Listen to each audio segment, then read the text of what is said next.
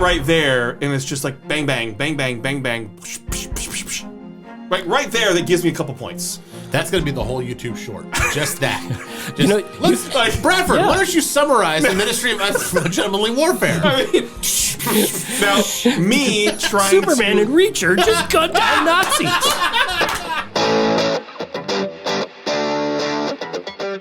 Welcome to the Untitled Film Project Podcast. We always say, hey, go watch the movie, then come listen and watch. Here we are. We're talking about the Ministry of Ungentlemanly Warfare. We're losing the war. Hitler is not playing by the rules, so neither are we. The British military recruits a bunch of highly skilled renegades who must go in undercover during World War II to disrupt the Nazis. All right, let's get some initial takes on Ministry of Ungentlemanly Warfare.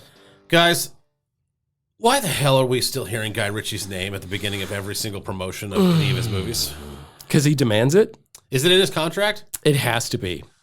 So, if it wasn't such an ego boost thing where it says Guy Ritchie's, yeah, do you think you would have less of a problem with his films? Like, is it one of those things that it seriously is like a Jason Derulo thing? where it's like, I wish he would identify himself in his songs. It'd be the less annoyance would actually boost feeling. And this is just a question of trying to set up anything or start anything. Is it that much annoying that it automatically gives you a negative connotation going into one of his films? I think it's detrimental to my impression of the film. I don't have any negative. Be very clear. I don't have any negative impressions of Guy Ritchie. I don't know who he is. I just know that he was Madonna's husband at one time. That's all I know. Yes.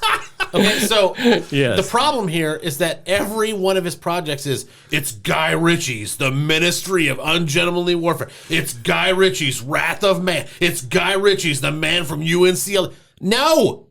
Nobody cares. Nobody cares. Nobody cares. You know who people care about? Christopher Nolan and Greta Gerwig. They want to put their name on the front of every project they do. That is more than fine. They've earned it. You were Madonna's husband. Calm the hell down. Steven Spielberg presents. Yeah. Even that's a little. It's gotten a little. It's run its course, but Yeah. yes, sure, he's got enough equity for sure. But I'll say, like, okay, Guy Ritchie putting his name everywhere, Jason Derulo is helpful. Because it's helpful because let him cook. It identifies his work easily from a distance. Okay, so this is like a snake that has a red band on it. You know it's poisonous. Sure. This is also like just a total douche who's wearing an Ed Hardy T-shirt. You know from a distance what you're getting. So, but I also think it's not. That doesn't change what I feel about his films, which some of his work I like, a lot of it I'm not a big fan of, but I think it's just symptomatic of his obsession with himself. I love how we even talked about the movie yet. I know. I don't need to yet. because he made us talk about his name because he puts it everywhere. I don't understand. Look, if I was a filmmaker, I would love to get a perk in my contract that says you have to put Jeremy Kagova in front of everything. That'd be awesome. K stands for knowledge. According to Stu Grimson, former NHL player, it does. That's right. That's a real story. My issue, though, is that he hasn't earned it.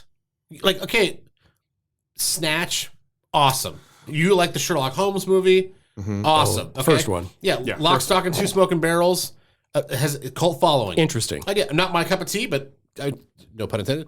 But it has a cult following. Those are, almost a decade ago. Mm-hmm. As a matter of fact, they are a decade ago. So how does he keep insisting to trade on his name? I don't understand why the movie studios would sign off on this. Why are they like so desperate to work with him that they're like, okay, look, we'll put your name in the credits. Okay, we're gonna put your name on the poster. We're gonna put your name. It's not like he's Christopher Nolan where he could easily go to the movie studio and say, I'm not gonna sign with you guys unless you put Christopher Nolan's on it. Okay. It comes down to it's because of Aladdin. It made over $1 billion.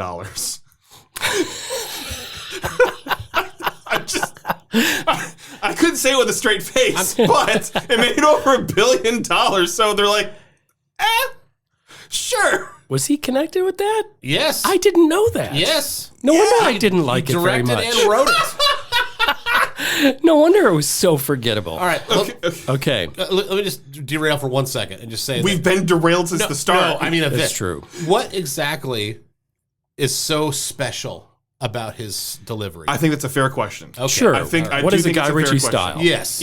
Right. Randomness. That's my answer. I'm not I think entirely it's a sure. fair question to get us back on track. It's probably best. I know Jim won't agree with me. I'm not going to try to get too deep because it's almost like the Godzilla Kong New Sure. Empire situation where it's like, I'm not in love with the movie. I didn't think it was stellar. Yes, I agree with you. Right. But I enjoyed. I had a good time watching Ministry of Ungentlemanly Warfare. One reason is because I always love to see Nazis get their ass kicked. That is fun. Oh, and that is It's every 10 seconds. that right there, and it's just like bang bang bang bang bang bang, psh, psh, psh, psh, psh. Right there. That gives me a couple points. That's going to be the whole YouTube short. Just that.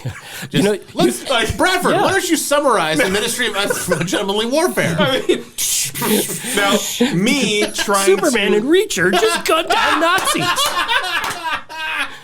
End of story. also Superman doesn't kill. He's not But- Superman anymore. But what I overall enjoyed it because I was entertained the entire time. For the most part, there were some pacing issues. The movie could have been 15 minutes shorter. Can I tell you exactly when I would cut? Not necessarily, but it dragged in a few moments where I'm going, okay, they can move on. They can move on from this. Let's get back to the killing Nazis thing. Like that's where there were some moments there. But what I was trying to do the entire movie was, okay, which part's true? And not that I knew, but I'm thinking, okay, what's part's true? Which actors are really based on real people? Oh, I did that. I was trying to decide. To me, that's far more interesting than the movie. Right. So at the doing very that. end, in the credits, where they're saying, okay, this person was real, or that's what this person went on to do, or these people married each other, Right. things like that. This character That's- was the inspiration for right. Ian Fleming's James Bond. Exactly. So it's the when they did that. So I think that's what actually made me enjoy it more, is because of the true story aspect. So I'm not saying it's incredible cinema or something like that, but knowing that this really happened and is more recently declassified, Right. to know that this was a real thing that happened and it's based on true stories, knowing that there's dramatic effect added, characters added, things like that, but knowing that this was real helped me enjoy it more, because I'm going, that was an integral part of the war that we never knew about until really recently. And what helped the Allies beat the Germans. I mean, that was a big deal right there. And what changed, changed the warfare war. It in did. general. It did. It Yeah. changed warfare in general like that, to have people going undercover and knowing that they could get taken by the British and go to jail, and because it was never officially deemed. All those types of things made me enjoy it more. Not that it was a Guy Ritchie film. So it made me enjoy it. I enjoyed the actors. It was cool seeing Alan Ritchson in his role as well, too. Overall, I just enjoyed it. Not saying it's great, but I had a good time.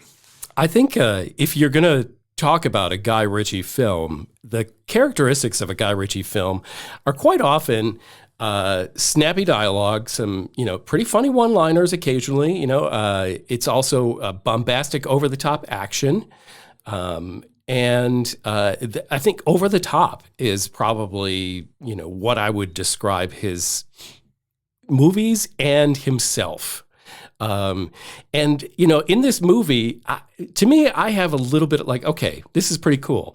These documents were declassified in 2016. In history, that's like a blink of an eye ago. Yeah. So, these came from Winston Churchill's documents that became unclassified. These people were sent behind enemy lines to disrupt, Germany's, U-boat, which was their U-boat army or navy rather, was definitely something that had to be dealt with in World War II. So, I mean, historically, this is great. I don't like Guy Ritchie chosen for this movie because he's light, he's quippy, and to me, it cheapens the subject matter of World War II, which more and more as we go along, obviously, there's very few alive still who still know the horrors of that war and what it was really like. So basically, we're getting goofy adaptations about something that was really pretty cool and very serious. So am I mad they didn't do a very serious movie? No, they did a Guy Ritchie movie. And to me, I thought the dialogue was a little poor. And yeah, it was definitely just, here's a bunch of pretty people mowing down Nazis. I'm sure they got it too. Everybody was getting killed easily as they just nonchalantly jaunt through Europe and different, parts of the world. It had more of a feeling of the Dungeons and Dragons movie with Chris Pine, which I loved, but it didn't work for me in this one. But Dungeons and Dragons isn't real, and that's okay. It was nice to see Carrie Ells have some, like a substantial, like a character with some gravity. Fun, I love Princess Bride, so I'm always a fan. Asa Gonzalez, beautiful. I just totally loved her in Three Body Problem on Netflix. And, all these people are beautiful. They're handsome. And I just think that, it was, if that's what you want, it's very light entertainment. You're going to love it. All right, it's time to reveal our scores for Ministry of Ungentlemanly Warfare, a Guy Ritchie film. You know that classmate or coworker who thinks they're hilarious but they're not. The Michael Scotts of the world. No, they're not off-putting or awkward. Okay. They just think they're hysterical and they're kind of like vanilla. Mm-hmm. That's what the Ministry of Ungentlemanly Warfare was to me. There's all these moments where it felt like there was comedic timing built in. There were these little beats that were put in after certain lines, or after he puts on the jacket and he kind of fluffs his shoulders or something before he walks through the door. Things like that. Just little things that are put in for comedic relief. It was crickets in my movie theater, and I saw probably 25, 30 people in that theater. It was, again, not bad. It's not like it was like, oh, wow, that didn't work. It was just like, oh, was that supposed to be funny? It was just kind of there. They fell flat. Yeah, like an average stand-up comedian working a dead room is what it basically was like. Henry Cavil, again, handsome dude. I'd date him. No on-screen charisma at all. None. His presence does not jump off the screen to me. I did really, really like Alan Richardson, though. I thought he was tremendous. I don't know why, but he didn't have a whole lot of lines really, but he was really great. An imposing presence on the screen. I loved the opening scene. I was like, oh, all right, I'm invested. This is kind of cool. They had this kind of funny little exchange, and they duped some Nazis, and then where is this leading?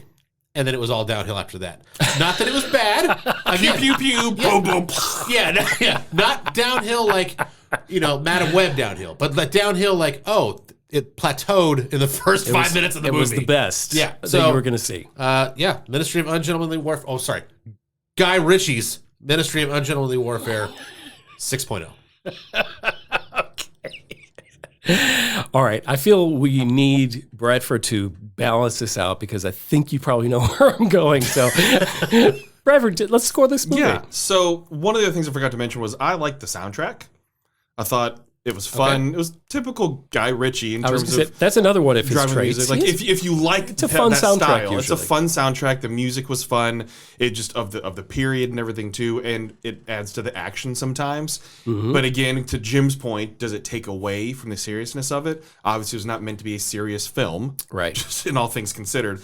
But I did like the soundtrack. I really enjoyed that because something that stood in my mind as well too. Not saying that's making it exquisite or anything like that. Again, it made it entertaining and enjoyable for the time that I was sitting there and watching it. But it's not memorable. I again went and researched what was real from it, what was not, who were the real people. If anything, the movie accomplished its goal of making me want to learn more about the characters, about the real people that these characters are based on. Yeah. Because it's a great historical story that we should know about because it did, like we said, change the tide of the war. And I'm glad they put that in the credits, by the way. Yes, very important. So if anything, at least sandwich the seriousness of it in their package a little bit more. But again, I respect Jim's opinion on what he wanted to see out of this story. But the movie did accomplish its goal of at least bringing to light the story of these people and what they did that we previously didn't know about. And it's the first real movie that discusses what was declassified in those documents as well, too. So that's what helped me enjoy it a little bit more because I love watching those types of things being put on film. And it's not Dungeons and Dragons because it's real in people's heads, but not in real life that we know of. Right. right now. Until something else is declassified. I mean, remember during the pandemic when they basically said aliens are real? And we all never paid We're attention. all like, that's great. Yeah. Anyways, Check out this TikTok. That's great. Yeah. by the way, you know dragons existed? We have fossils right here. We've just been hiding them from you. There's a giant green blob that'll just decompose you. No.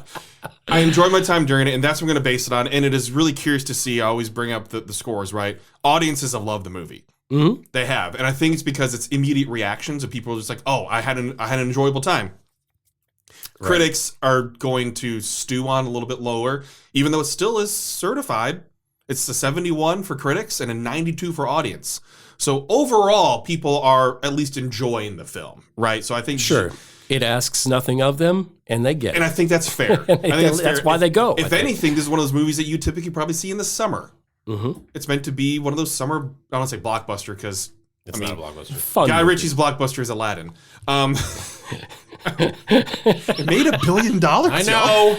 You said it. I don't care about the money. It still sucked. Anyways, because I enjoyed it overall, I will give it a 7. All right. I recently watched another thing involving Guy Ritchie on Netflix, the series Gentleman, which, is weird that it has this similar title. You mean Guy Ritchie's Gentleman? Guy Ritchie's Gentleman. And I think he spent more of his creative energy on that series than he did this movie. And who knows how much money he got for which project, but I think it wasn't even up to Guy Ritchie standards as far as the dialogue, and when the jokes, just didn't hit. I think he was maybe he was working on both at the same time. So when he was supposed to be writing better stuff for Ungentlemanly Warfare, he was giving notes to the series for Gentleman, saying, "My name in the opening credits needs to be 400 font instead of 300." That's what I think he was focused on. I think this movie is fine. It's a movie you can walk in and out of the room on if you watch it on streaming eventually. But it's also not that good. It's pretty people mowing down the Nazis. 5.0. I thought it was going to be lower, actually, for you. Yeah, I know. I wanted to give it more. So it's like average. Just right down the middle. Bottom line is it's not bad. It's not bad. It's just kind of there. That's the thing. I do agree. I'm basing it on how I felt watching it. No, you were entertained by it, and that's fine. I was more of okay, to your earlier point about whether Guy Ritchie's name attached to it means anything. Yeah, okay? yeah. I didn't think about that until right now, but I sat there in the theater probably every 30 minutes or so, and 20 minutes maybe, and thought, why is this Guy Ritchie? Guy Ritchie. Yeah. It was what is so... Guy Ritchie. Why am I supposed to know that? What, is this supposed to happen? Or Guy Ritchie presents history. Yeah. That's right. Right. But I did consciously think that. If Guy Ritchie's name is not attached to this, he could have directed it and written it and all that. But if he wasn't on the movie poster and in every promo and trailer... It made so... important, overt effort to say Guy Ritchie's movie. So, did Aladdin make a lot of money because it wasn't Guy Ritchie's Aladdin? It was Disney's Aladdin? I don't know if he was allowed to put his name on it, actually. That's what I was Disney. Yeah, that's right. That's why I put it out there. Disney's Guy Ritchie's Aladdin. The Los Angeles Angels of Anaheim. Right. Yeah. So, it's got a great flow to it. Yeah. So my point is, though, is I did consciously, every once in a while, sit in there and go, okay, it was a detriment to me because I was wondering, what am I supposed to be... It distracted you. What am I supposed to be seeing? I didn't allow myself to get into the movie because I kept thinking, oh, there's going to be a Guy Ritchie thing here. I can only imagine Gover eating his mini corn dogs. Guy Ritchie. Guy Ritchie? Right. But then when you're not focusing on the Guy Ritchie, you're right. It's not a bad movie. No. But you know what it is? It's a wedding chicken dinner. You know what I mean? Hey... It's table 5 can go up and get your wedding chicken now. Is that meal? It is fine. It's good. Are you ever going to remember it? I cannot wait to watch this back and see what Gover puts on the screen when Jim says wedding chicken. Rubber chicken with a bridal, veil, and yeah. It's a dog toy.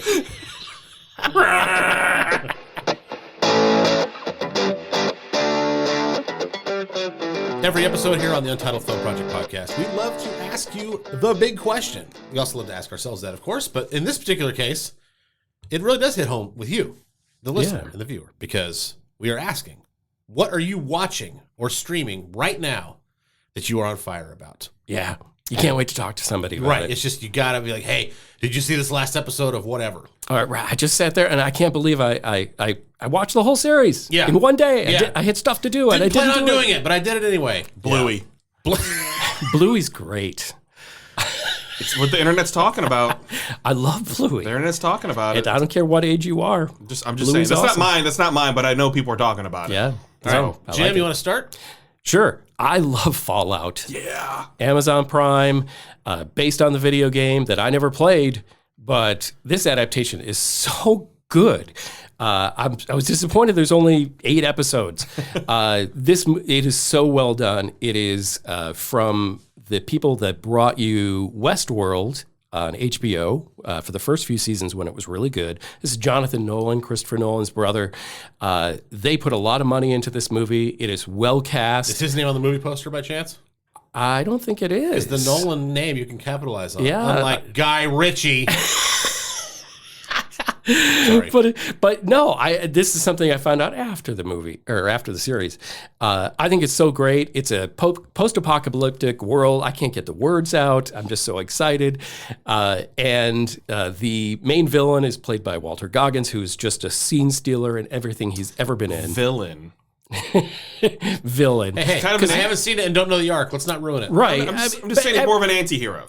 Sure. Yes. You get backstories on everybody, and if you're not familiar with this series or the game, basically, nuclear war destroys the Earth in a kind of 50s, 60s era, and so the Earth is stuck there culturally, and this is several hundred years later. There's people involved, and they have been trying to preserve society. And then there's the outside world where they have no idea what's been going on, where things have just been a hellscape. And the worlds meet, and it is so interesting. It has an element of whimsy, mystery, thrills, and it's such a thrilling thing to watch. It's beautiful. The soundtrack is amazing. Now, this is like a genre of music that I am not usually drawn to. I'm not nostalgic for. It just exists. But it is used so perfectly, especially if you watch things with captions, as I do most things. You see and hear that the music they use in every scene is perfect for the moment you're about to see or what you just saw. And it's a spectacle. Like, I give it a 9.9 out of 10. Like, can't wait. I'm sick that it's going to be probably 2 years before we get another season. But at least it's been greenlit. Yeah. And what services is it on? It's on Amazon Prime. Amazon Prime. And it's great. Ella Purnell. Yes, she's fantastic. great. She's great in it. So, backstory as well. So, for Gover, to give a little bit of explanation too. I literally know nothing. I know it's a game. I didn't know much either. So, TikTok has helped me a lot. TikTok has helped me a lot. Congress. Yeah. Will that degree hold up after it's gone? So what's curious about the technology is that in this world, technology halts in like 1960. And it goes a different way from what we know. So it's a different course of history that it takes. Right. Therefore, you have big buildings. You have things that look like they're in the 2000s, but you didn't have a semiconductor that was built. So TV's still black and white. You have certain technology when it comes to electronics that doesn't match what we see today. So it gets to 2077 and nuclear war breaks out, but it's different because people are stuck in what we feel like is the 1950s, 60s. So it's kind of like it's curious. The Cold War actually happened. Yes, essentially. Early. And different, and different Yeah. factions developed and everything too. So history splits. Okay. So Yep. therefore, that's why you get classic music that Yes. sounds like it's on a record all the time because things didn't develop the same way it did in technology nowadays. So that's why you get it's weird and it's a little uncanny valley, Because you Yes. start recognizing things, you're like, wait, but that's not really what our history is, because it stopped from what we know. And that's what makes it so intriguing. Yes. Is because the technology used in this is based off different technology. And it's like, it's a pulls different you world. in. It's a different realm. Right. And that's what's so cool about it. I love Fallout. That's Yeah. not my choice because I want to do something different. Yeah. But it's incredible. Well done. Well done. I know people love The Last of Us. I really liked The Last of Us. I just didn't think it deserved as much praise as it got. It was really good. But I think Fallout better. That's where I'm at. What are you guys excited about? It's great balance. I can go because mine is really fast because it will surprise nobody. The Bad Batch. God dang. Oh, You want to change? I can change. it happened. No, go for it. You Okay. took Bradford's answer. The Bad Okay. Batch is just, it's such a great show. There's definitely pieces of episodes that are filler, which is kind of unfortunate. It's but anything with the Dave Filoni project. But right, Yeah. But overall, I cannot wait to see how it ends. So No, I'm I super like excited. Bad Batch too. I just want to fill this in case anybody doesn't know. This is a Disney Star Wars project, Yeah. animated. Dave Filoni. That's the third season. Yes. Third season. Yes. Third and final season. So yeah, it's a pretty interesting series. I've enjoyed it.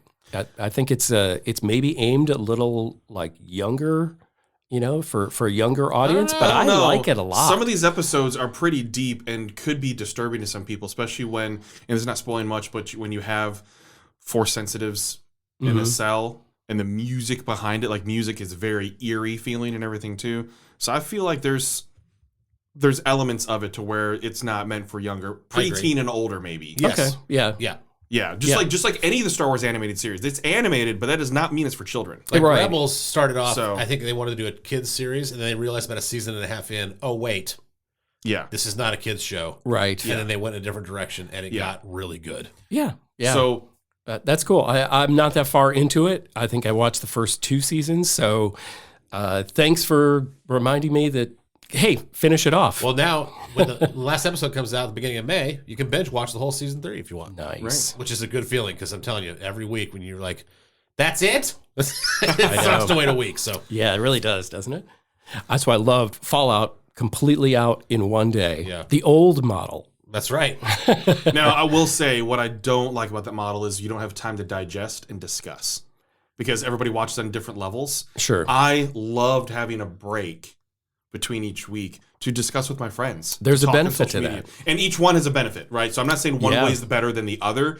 What I prefer was time in between. While it kills me to want more, that's what I love about it. That's what you want. I want discussion because I want to think what's happening next. I want to talk to people. I want to digest content as well. Yeah. Like I want to go on YouTube and TikTok and watch content of people and hear their theories and everything like that. That's what I enjoy about that. The old model of one at a time. Right. Well, wait, the old model the new model, the new model the old model. To me, that's a totally an episode I could do from start to I finish. know, I've I been know. thinking about it, but yes, So- for a lot of people consuming content right now, they did not know the old model, which was Right. you had to wait a week Yes. between episodes, and a certain day of the week meant something for you. Right. A certain Hey, time. it's Wednesday and it's 8 o'clock. it, watch That it. means Dallas is on. my favorite thing is coming on. Yes. Okay. Dallas. Wow. So, because both of you took the two things I was going to say, Fallout and Bad. I did not know where you were going with that, and then all of a sudden you said that. I'm like, okay. But I love Bad Batch because it is tying it into everything else, into the saga. Yeah. And while people roll their eyes, get tired of it, we have other things that are not rolling to the saga. We have They the do it Acolyte well. coming, and I'm looking forward to that. But at least Bad Batch is giving some story, some behind the scenes of what was going on in the Empire. It has made So. the original not the original, sorry. It has made the prequel trilogy better.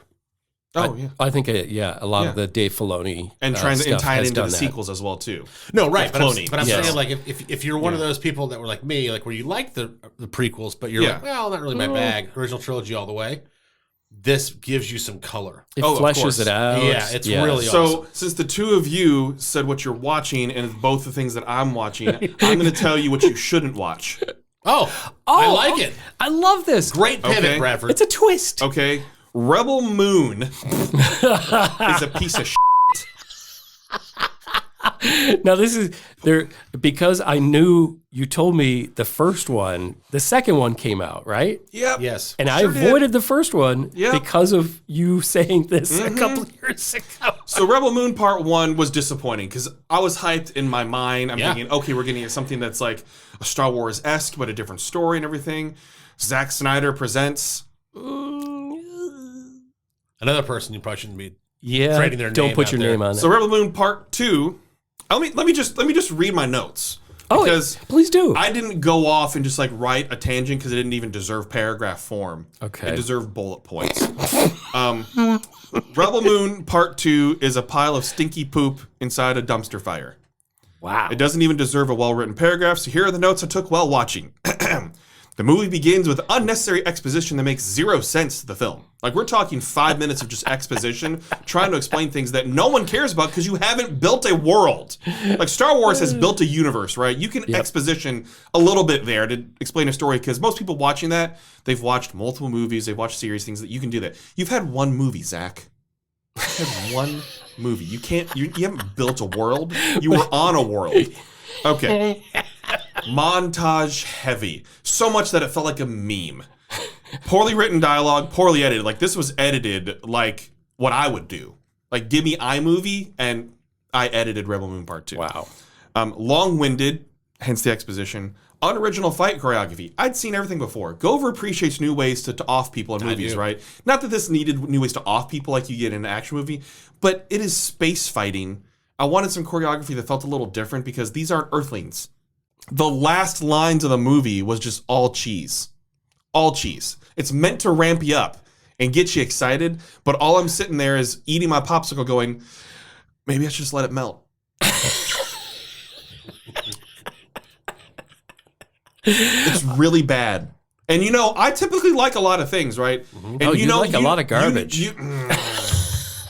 You didn't have to You go didn't there. have to do that. You didn't have to do that. I know that already was there. unnecessary. That He was was aggressive. That already was there. unnecessary. That was unnecessary. It was a I macroaggression. tend to choose what I want to watch thinking I'm going to like it. I don't want to waste my time on things because I'm a very busy dude, as you both know. So I'm trying to choose wisely to be entertained. Yep. So I'm trying to give it a chance, right? I'm trying not to go into hate watch something unless it's Madam Web. I knew that was going to be a piece of crap.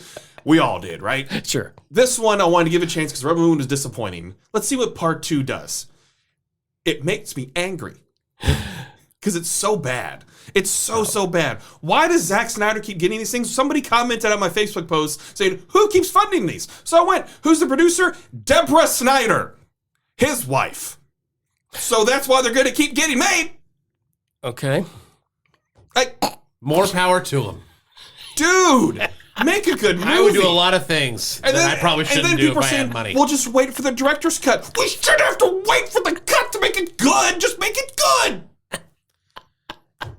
You don't need a director's cut, by the way, if you're not going into the theaters.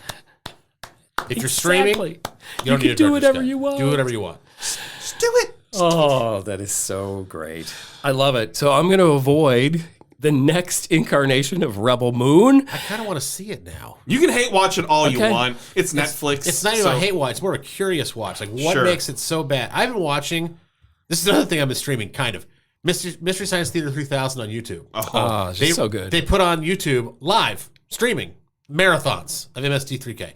Love it. And I watch these movies, and I'm like, who puts this out and puts their name on it? I know. Even in the 60s, it's so bad.